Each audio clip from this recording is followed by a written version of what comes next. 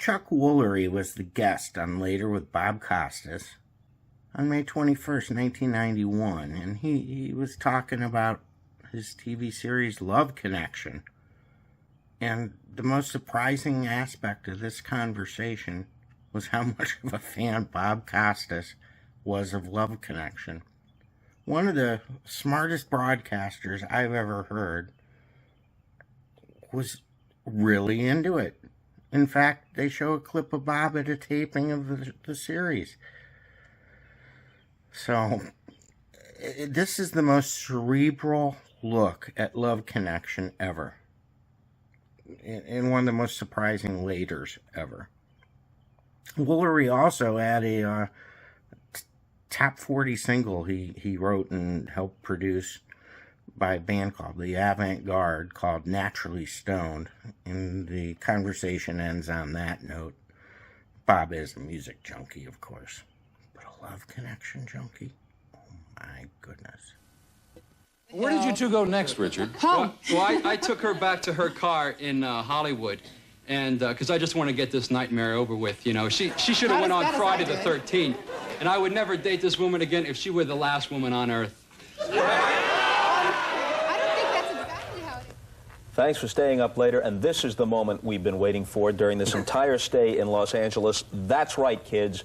Chuck Woolery is here on the program. Now, if you were to make me feel very good. Thank you. If you were to ask me in any given week, start with Monday, and on Sunday make a list of your favorite things on television, I'm probably going to put down a few nightlines, a couple of segments on Letterman, some news and sports, maybe Bill Moyers has a special, and for sure, a couple of episodes of The Love Connection. Now, it's a little bit like jazz, I think. You can't explain it, but if other people understand it, they know what you're talking about. If people on the same wavelength, they don't think that's nuts. Some people hear that, they say, what are you talking about? Well, Love Connection is kind of an odd show. I've always said if you watch it one night, you may never watch it again. If you watch it for a week, you'll never not watch it again. It's a strange, I don't know what it is. I know that I think for me, I have so much fun doing it that it must have something going. Because we're in our 8th year, almost finished with our 8th year. And it's still as much fun, if not more fun for me now than it was in the beginning. And it keeps growing. According to the research, there's a chance that the audience would actually double between the 7th and 8th year, right? In the 9th year, next year. It's just amazing. I don't think I've never heard of anything like that. How do you account for the success? Is there a formula? I don't think so. I have no idea. I thought that would be on a quick 13 weeks. I mean, if you go to sell this to Brandon Tartikoff over lunch, right? You say, Brandon, I have this great show. It's about 2 people who go to dinner, and then they come back and tell about it. Probably wouldn't sell that show, but that's really what it is. But people are just interesting. I mean, they have their own individual stories, so, you know. You've got a line to walk. You have to be a little bit detached from it, and there's a part of you, the expressions on your face or the tone of your voice that says, hey, I know this is goofy. On the other hand, you've got to embrace it to a certain extent. Well, I'm interested in everybody and everything they have to say. I really am. I inherently like people. I like to talk to them, and I like to listen to them, and I like to hear their stories. I truly do. But, yeah, some of it's really ridiculous and bizarre and strange, but that's the kind of people they are, and that's what they have to offer. So, you know, I just listen and take it all in stride. Through dinner, through the whole evening, that's the way he was acting, that's the way, the faces he was making. I yawned 3 times during dinner, and he wouldn't stop talking. There you go, that's how immature he was throughout the whole evening, exactly. Oh, go kick your dog. So what time was it when I lost complete control? Do you ever feel embarrassed, or are you kind of insulated from that? No. In fact, I think that maybe one of the keys to this show that I didn't realize in the beginning was, if I watch television at home and I watch someone and they do something that really embarrasses me, I'll turn it off because it's too embarrassing, or I'll change the channel. Yeah. What these people sometimes do is extremely embarrassing, but I'm the audience. I sit in that seat for you and for other people, so if I'm embarrassed, then it's okay for you to be embarrassed because you're watching it happen through. I didn't realize that, but it's obviously a fact that's very, very, you know, important to this show. Do you ever really side with one of Absolutely. the two parties, I'm and way you have ahead to of you. restrain yourself. Oh, no, I don't even restrain myself sometimes. No, there's no question. If I feel like somebody's really being a jerk or a jerkette, you know, I kind of go for the other person in a way. And then occasionally that'll turn around. I've seen that turn around too, where someone has said something that like they didn't mean, but it slipped out and it was really a terrible thing to say. And then the audience, because the audience will do that judging for everybody. As you know, you were there. So they will stand up and they're very vocal. But all of a sudden it'll turn around again and then the other person will come to the forefront and this person really isn't a bad person. Well, since you mentioned that I was there, we're out here in Los Angeles, and the entire staff, like 20 of us. No, I got to tell you, I'm in the middle of the show, okay? It's in the middle of the show. And we're in a commercial, and 20 people out of the audience get up and leave. And 20 come in and sit down. It never happened in 8 years. And I'm thinking, what is going on? And then I find out you're there. But he's not only there, but with the entire staff. It was fun. I wore this tonight because one of the great sports announcers in our business is here tonight, and I'm a big fan of his, and I'm glad he could show up, Bob Costas. Bob, come in. We saw a classic the night that the, Yes, you the did. fine later staff was there. You did. Kenneth and Violet. Yeah, boy. They did not like each other, did they? And it was very hard to be sympathetic toward Violet. Well, Violet was, yeah. She was taking, yeah, you're right. You'll have to see that one. So we get inside. You know, where's the mariachi band? There's really a mariachi band in the crowd. Where's the crowd? Wait a minute. No. Wait a minute. No, I did not say that. What? Excuse me, Kenneth, but I did not say that, okay? Well, I didn't ask what no mariachi band or whatever it was. I did not Well, did you ask get your that. chicken tacos, Violet? Yes, he wanted to order one taco. One taco, and I told him I wanted two with the rice and the beans. You were saying earlier that really your chief role there is to try and keep things in check, because if you let it go off the deep end, it would get there in a hurry. Yeah, I think so. Chief role, it's certainly one of my roles, is to, because I do the show cold. Most people, there are two things that happen even after 8 years. A lot of people say, is it made up? Are they actors? Those are two major questions. I think if you watch a lot, you'll realize that, number one, it probably isn't made up, and number two, they aren't actors. The other thing is that I do it cold, so I have no idea what they're going to say or where they've been, and I prefer to do it that way because I want to see it just like you see it as an audience so that I can react just like you react. So I do. It could easily be cable fare. It could approach X-rated if you let it go I would that way. hate to see that show ever be done that way because I have a vested interest in it now. Obviously, I would not do it. But as I said, I just don't think that's necessary. You know, I don't think that's the thing that brings the audience along. I think they like to see people either dislike each other and relate to that, or really love each other and relate to that. It's easy to depersonalize it because you figure these are people in a television show. But at some point, a guy is walking up to the doorbell, he's ringing the bell, he's had the phone conversation, and then on national television, maybe she says, oh, I liked him and I was attracted to him right away. Or maybe she says, he didn't look as I had hoped. He was kind of nerdy. I wasn't attracted to him. Now, it's hard enough if you're rejected one-on-one. But in front of millions of people, to hear yourself described this way, even if that's not how you or your friends feel about you, that's tough. I would think so. I would think it'd be very difficult in some cases. I guess there are elements that you wonder why people do it sometimes, because they lose a day's work to be chewed out in front of, or belittled or whatever, in front of millions of people. But, you know, they get on television. The power of television is a awesome thing. I can remember when I was a kid in Kentucky, I grew up in Ashland, Kentucky, there was a television station, WSAZ, which is the Channel 4 or the NBC affiliate. And there was a newsman who was okay, you know, he was a local newsman in West Virginia. He came out of a drugstore one day in my town, and I saw him. And it made such an impact on me. I thought, gee, if I could just talk to him, if I could say hello, how are you, introduce myself. Yeah. I didn't, by the way. But people are attracted to be on television for just the recognition, I think, more than anything else, and I'm glad they are. Let me see if I can cut right to the chase here and just get this over with. Were you nude or not? Glasses. Always kept my glasses on.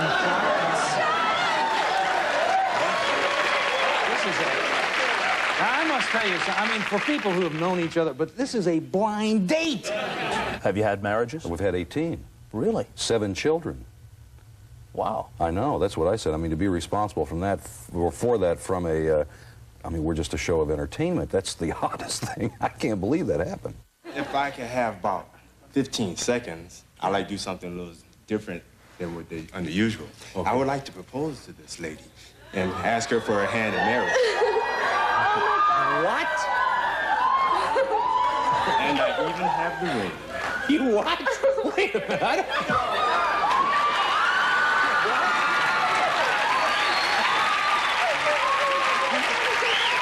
Well, why not? Listen, I'm here to promote it, not...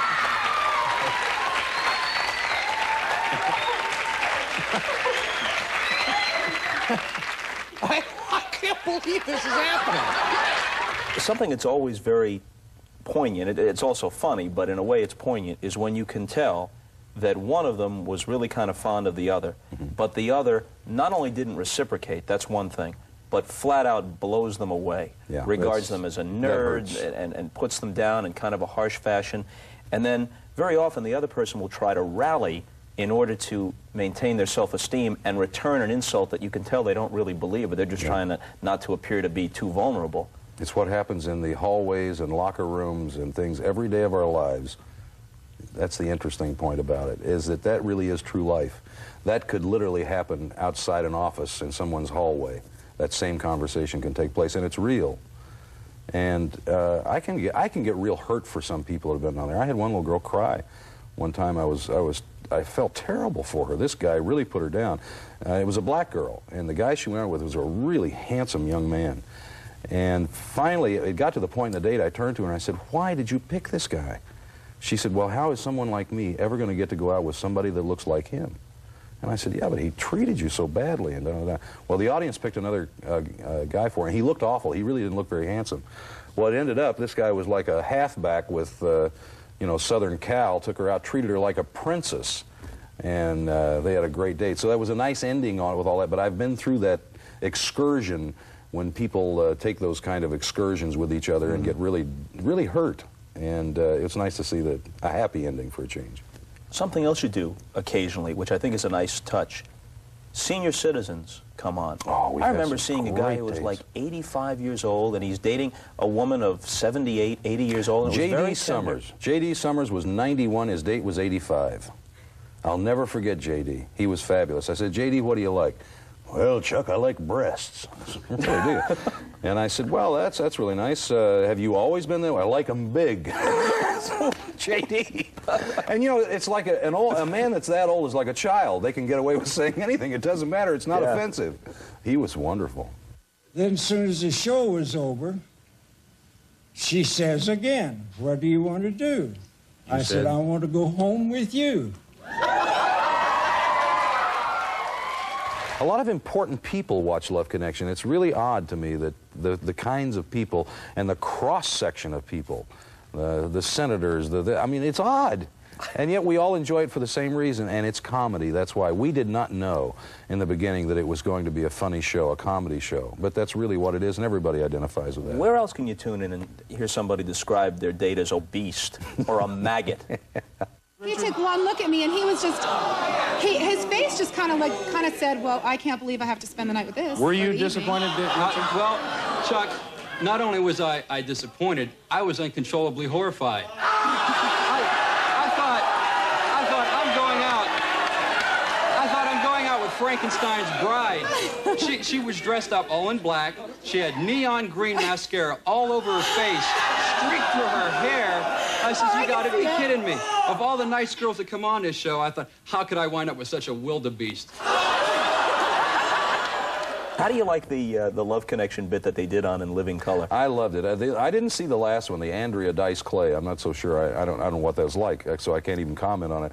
But the first one, Kim Cole came on my talk show pilot and brought that with her, and I saw it, and I thought it was very funny. In fact, the people on In Living Color refer to it as one of the funniest skits that they've done, too. Robin Givens coming on to date Mike Tyson. Oh, it was, the guy did Mike Tyson. What about you, Mike? What did you think of Robin? Oh, well, Chuck, when I first saw Robin, I was ecstatic. I mean, she had had this really tight dress on, you know, the kind with the push-up bra, and her breasts were like popping right out, like hit me right in the eye, you know? And as soon as I saw him, Chuck, I said, wow, I'm in love, you know? Sounds like you two really hit it off. So where'd you go first? This guy had me going, he did? And I was going clear over it. You know, I suppose I do that maybe. Where did 2 and 2 come from? 2 and 2 was an accident. Now, talk about a signature. That is a signature that people go their whole careers looking for a signature. Bob Hope with his golf club and things like that. And so you look for these things. I had to make a phone call to my wife, Terry, during a show, and I asked one of the floor guys how much time I had, and he said, we got 2 minutes. And I said, okay, I'll run. And he said, well, you know, wait till we get to the commercial, the next commercial, and you can do it. And he said, actually, you have a second in and a second out, so it's 2 minutes and 2 seconds. So when I went to the next commercial, I just, for some reason, said, we'll be back in 2 minutes and 2 seconds. That turned into 2 and 2. And now, no matter where I go, in New York, in Chicago, in Des Moines, people see me on the street and they go, hey, Chuck, hey, 2 and 2. And it's become my signature. You know, in my mind, the reason why people feel so positively about you in that vehicle is that this could easily degenerate into something completely silly and completely crass. And you're able to enjoy the fun for them, orchestrate the program, enjoy the fun with them, orchestrate the program, but it never descends to that level because you keep it moving along in a more dignified fashion. Well, thank you. I try to do that. I certainly attempt to do that. I think the thing would be lousy without you at the helm. It would be something that works extremely well, would go right down the chute without the touch that you bring to it. Well, thank you, Bob. That's a nice compliment. The nightclubs, and I sung jazz. And then I did that through college, and then from there I went to Nashville, Tennessee, and I did rock and roll. And then from rock and roll, since I wasn't very successful, I did country. In fact, I'm writing a book about my musical experience called Riding the Crest of an Undertow. And that's my musical experience. Everybody says, oh, you sang? I didn't know that. And I said, well, that's why I don't do it anymore. Didn't you have one song, though, that at least flirted with the top 40? Actually, I had a song in the top 40 called Naturally Stoned that I wrote and produced for Columbia Records under the auspices of Billy Sherrill. And it was by a group called the AVANT GARDE. I can get a good vibration when I put my mind on you alone. I can get a real sensation, feel like I'm naturally stoned. Naturally stoned. You ever get the urge now? You sit around, pick a little bit, and the song comes to you? I haven't picked up a guitar in 5 years. It's like David Ladd, who is Alan Ladd's son, is a real good friend of mine. And David used to swim competitively, and I can remember being in the pool in his mother's backyard. It's funny how you relate things. Yeah. But I was in the pool one day, and I said, David, come on in and swim. And he said, no, I can't. I said, why? He said, well, when I get in the pool, I'm back at USC swimming competitively, and I can't relax in a swimming pool, so I'll just stay out here. And music, oddly enough, is like that for me. As much as I've loved it all of my life, when I pick up a guitar, I have not gotten to the point yet where I don't want to go back to work. Immediately, it means work to me. So I can't just enjoy it for the sheer pleasure, which is too bad for me. Tell me the story about the time as a young guy you were sitting in John Wayne's living room. Oh, gosh, that's when I first arrived here. I probably hadn't been in town 2 weeks. And I was playing in I was invited to play in a celebrity tennis tournament in Orange County. And met his daughter, Melinda. And her husband then was Greg Munoz. And Melinda invited me to go back to her dad's house. In fact, she didn't invite me. She said, I need to go back to Dad's house. Will you come with me? Not realizing that Dad's house was John Wayne's house. And so we went back to his house, walked in, and I can remember there was a sunken living room, and then the Spruce Goose was right through the window. You could see it parked, or docked, rather, out back. And I was in awe. I walked in. Number one, his fingers were that big around. When it was like grabbing a whole side of beef when he took your hand. He had these huge hands. And he said, come on in, and did, you know, I can't do John Wayne, and I won't attempt to. But anyway, he said, come in and sit down. Melinda said, I have to go. So she left the room. Now, I'm alone with him and on his couch. I've been in Hollywood 2 weeks at the most. And he starts talking. He said, what do you want to drink? And I said, well,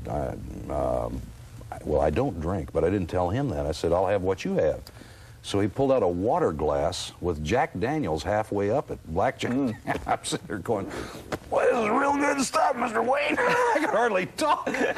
And he said, he started talking and telling me things that I have no idea what they were. It was my mind was just a wreck.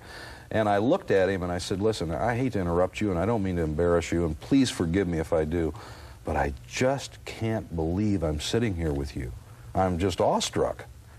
And he said, what do you do? And I said, well, I was in the music business at that time. And he said, well, if you are ever successful and become a celebrity, when other people who look up to you get around you, you'll know how they feel, so don't ever forget it. And it was the best advice I ever had. Accommodations furnished by the Universal City Hilton and Towers. Make your next stay in Los Angeles a memorable one with our spacious rooms, international cuisine, and the attention of a friendly, experienced staff.